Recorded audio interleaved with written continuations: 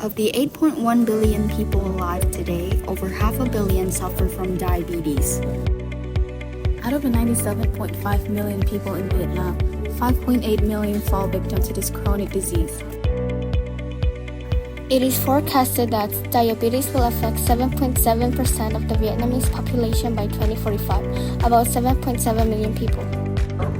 Diabetes is a condition where the pancreas doesn't produce enough or no insulin at all. Insulin is used to digest the carbohydrates in your diet, and without insulin, your blood levels will spike and a lot of problems will come from it.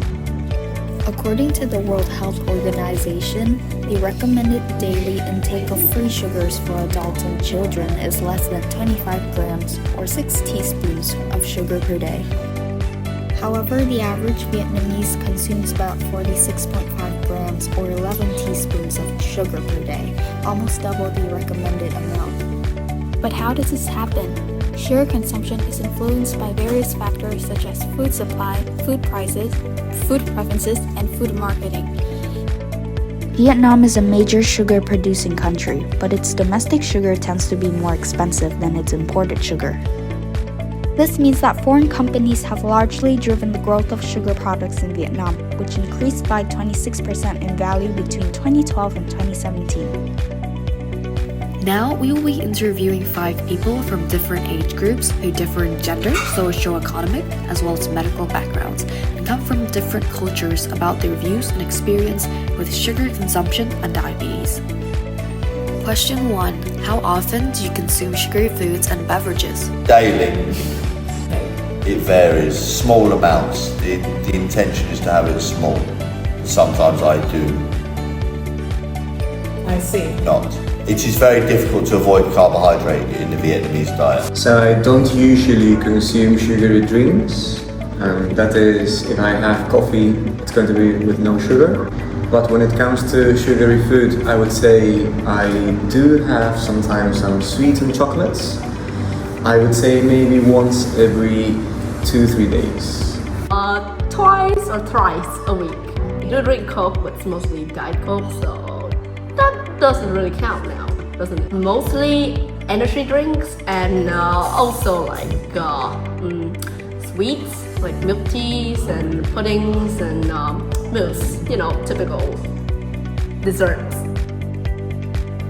Question 2.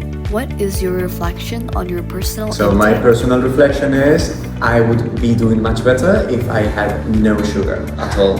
But to me it is very difficult because I love sweet things. Question 3. Are you aware of the risks associated with consuming desserts with high sugar content and other nutrition? Of course I am aware because my mother constantly nags on me about consuming soft drinks and semi-sugary food. Question 4. How is diabetes affecting your daily life? Medicine, cost. Essentially what it does is it accelerates aging.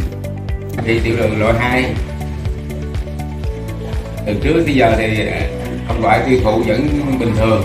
Nhưng đến năm 61 tuổi, có này cách đây 5 năm, ông ngoại bị rối loạn đường huyết. Mà sau này ông ngoại tìm hiểu lại mới biết là do ăn uống thất thường. Cho nên là ông ngoại bị cái tình trạng là ba nhiều, khát nhiều, uống nhiều, đi tiểu nhiều, sụt ký nhiều. Có tiểu đường nó gây rất là nhiều. Lúc đầu ông ngoại chưa có hiểu thì đã biến chứng cái thần kinh ngoại biên, hai bàn chân của ông ngoại bị đê lạnh. Sau đó khi ông ngoại tìm hiểu thì ông ngoại mới điều chỉnh lại cái lượng đường. Ông ngoại sống chung với nó. Thật ra theo ngoại biết không phải kiêng đường thì không bị tiểu đường đâu. Những người kiêng đường vẫn bị tiểu đường. Ăn uống điều độ, ngủ nghỉ đúng giờ, rồi liên tập cơ thể, tinh thần thoải mái. Khi mà đầu tiên thì tất cả các yếu trưởng của hệ thống miền Nam sẽ ngồi lại cũng đều là lên thực đơn và cân đo những cái lượng thực phẩm nào tốt cho sức khỏe cho các con. Sau đó đưa lên phần mềm dinh dưỡng. Hiện tại hệ thống trường Vincool đang sử dụng phần mềm là BMS. Khi mà lên đó mình úp tất cả những cái thực phẩm mà tên đưa lại lên phần mềm dinh dưỡng. Sau đó mình cân và đạt về lượng và chất. Về cái tỷ lệ đường thì trên phần mềm dinh dưỡng có hiển thị hết. Nếu mà tỷ lệ đường cho mỗi một học sinh mà vượt quá cái tỷ lệ mà cân đối trên phần mềm thì sẽ báo lên là cái thực đơn này không đạt, và lúc đó là bí trưởng sẽ cân đối lại, thay đổi món. Thì hiện tại thì tỷ lệ lượng đường của giới trẻ thì chú cũng theo nắm bắt thì các giới trẻ sử dụng thường trà sữa hay là những cái chất cà phê hay những gì nó quá nhiều, nên chú một lời khuyên là mình nên cái món yêu thích, thực sự là món yêu thích, nhưng mà mình chỉ sử dụng trong cái phạm vi là cho phép. Ví dụ một tuần lễ mình chỉ sử dụng 1-2 lần thì nó cũng phải cân đối, tại vì cái vào cái độ tuổi của mình đang năng động thì cũng cần những lượng đường đó, nhưng mà với một cái mức độ là cho phép vừa đủ chứ không vượt quá. Nó sẽ gây những cái hệ lụy là sau này mình lớn tuổi sẽ tỷ lệ tiểu đường. Khi mà chú sử dụng cái thực đơn bánh ngọt thì tất cả các bí trưởng thường là kết hợp với sữa chua uống, mình kết hợp mình làm dịu cái vị ngọt đi, và để là đáp ứng một cái điều kiện khi mà Vincool yêu cầu. Ví dụ như mình sử dụng cái lượng đường vừa đủ cho học sinh là ăn cái vị không quá ngọt, và đường nó có thể là tiêu thụ được cho học sinh. In this section, we will report the findings of our survey that involved students from 4 different grade levels, grade 9 to 12. We will also provide some analysis and interpretation of the data. Our targets, the 9th, 10th, 11th, and 12th graders in VinSchool have taken the form. The data shows that 10th grade students were most responsive, and over half our data come from the 10th graders. The second question shows that there are more female respondents to our survey than male respondents. Almost 3/4 of our data are from females. The third question is an estimate of the percentage of students who consume and eat foods or beverages with added sugar. Most students selected often at 30.4%. The second most selected option was always at 24.6%. The least selected option was never or rarely at 1.4%. From there, we estimated that students consume sugar at an average of 4 to 6 times per week, with the median group of being often. Question 4 shows the frequency of sugar usage in a home-eat dish per week.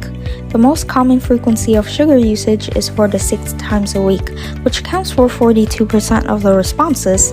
The second most common response was 1 to 3 times, occupying 36.2%, whereas the least common frequency is 7 to 10 times, which accounts for 10.1%. The data suggests that the majority of students' families still uses sugar moderately, with a smaller majority using an excessive amount of sugar in family dishes. This question shows the participants' awareness on how much sugar they are consuming. The majority of the respondents admits they sometimes read sugar measurements, which is at 42%, indicating that almost half of the participants are somewhat aware of the health effects of sugar intake, but aren't very consistent or strict about their sugar consumption.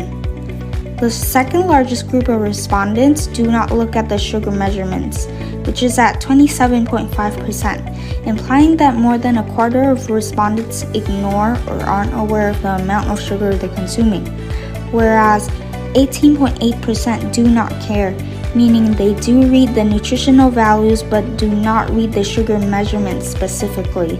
This indicates that they have other nutritional preferences or priorities. Question 6 poses a situation, asking if the school snack bar offered healthy snacks, how interested would the participant be?